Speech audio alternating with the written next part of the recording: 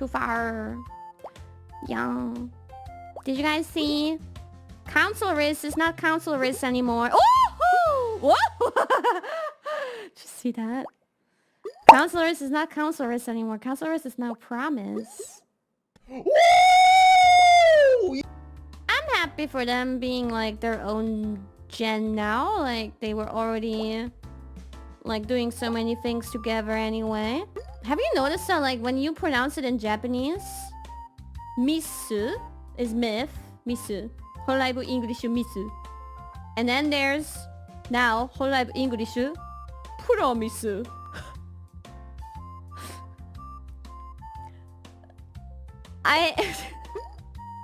I noticed this and it's like bothering me that in Japanese it sounds so similar. In English it doesn't. Yeah. It's the pro-myth and myth. It's like they're an expansion of us or so. I don't know.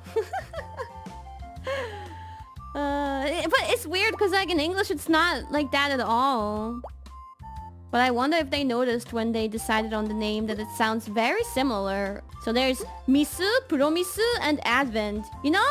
Like if you list them up like that, like advent stands out a lot. Advent sounds very different.